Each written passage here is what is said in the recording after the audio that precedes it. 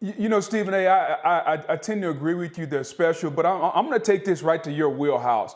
This reminds me of, and I forget the year, maybe it was 2016, 17, when it was the Cavaliers with LeBron and Kyrie against the Warriors that had KD, they had Clay, they had Steph. No. That's what this reminds me of. Joe Burrow. Yeah, that's 17. KD was okay. That's Joe Burrow from Ohio. Joe Burrow's a bad man. Joe Burrow can get it done. Yeah. But the team on the other side, KD, Steph, Clay, they got too much firepower, man. The Rams, you look at the Rams, and they got Aaron Donald, Von Miller. No, it's not blasphemy. No, it's not blasphemy. It's Are the you real comparing deal. the Golden State Warriors with KD to the Rams? Really?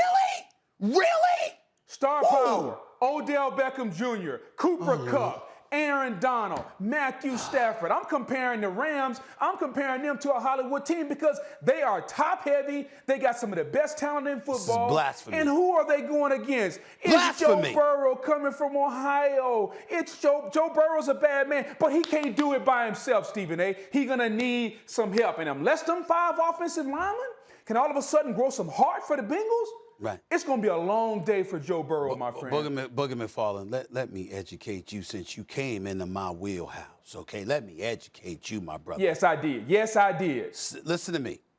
The Rams walked into the season after acquiring Matthew Stafford with the pieces that they had, even after acquiring Odell Beckham Jr., particularly once Robert Woods goes down, right?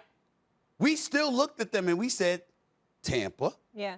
We said, Green Bay. The moment KD announced that he was going to the Bay to join Steph and Clay, the basketball world said, season's over. There was nothing to talk about. There was no suspense. That's why I was so upset at the moment, because I love competition. Yeah. And I was upset because I'm like, he's so great. He so dramatically shifted the balance of power by joining that team. Competition went out the window. LeBron James won the Eastern Conference Finals in Boston. And while he was being congratulated by the great Doris Burke, he was asked about facing Golden State and literally gave a concession speech on the court in TD Bank Garden in Boston. He said, I don't want to think about that. I'm just happy at this moment in time. I don't feel like bringing that stress upon myself. Yeah, I don't want to deal with it. That. Because everybody and their mother knew KD with Steph and Clay, nobody was knocking that off. That wasn't the case for the Los Angeles Rams at any point this season. So your analogy is way off. Wait, hold on. So, Booger, you're that confident? Is it going to be First Rams of all, by a landslide?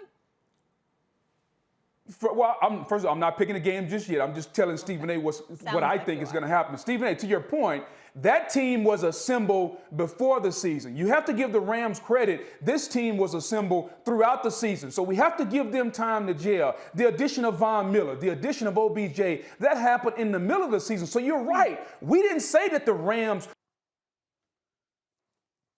Well, I think we're dealing with some technical difficulties, but I have something to say. He'll be all right. We'll be right back to your... Let me get his point. Yeah. This is where he's wrong again. What? Even when they acquired Odell Beckham Jr. and all the pieces, nobody was like, oh, they're the favorites. We were talking Green Bay and Tampa Bay. What we said is we said they went all in. Yeah, they went all in, but nobody was saying that they were this juggernaut of a team that clearly should be the favorites. We had Tampa and Green Bay as being teams ahead of them. That was never the case. The moment KD announced that I'm going to Golden State on July 4th, the moment that happened, everybody said NBA season's over. With you. NBA season's over. There's no competition. Because there's no competition. You can't beat them. Before we move on, I have to say two things. A little disappointed in Booger because he was really talking that talk about the Rams, and then he walked it back like, oh, I'm not making my pick yet. And as far as, I want to apologize to Sarah Corso here at ESPN. She keeps asking for our Super Bowl picks, and I keep ignoring her because I'm with you. I'm not ready to pick yet. No, Friday. I need to wait till Friday. That's what Friday's for. I'm not ready to go there. This one's tough. Usually I have a good gut feeling, and I don't on this one because, my pick record is exceptional on the show. Thanks for watching ESPN on YouTube. For live streaming, sports, and premium content, subscribe to ESPN+.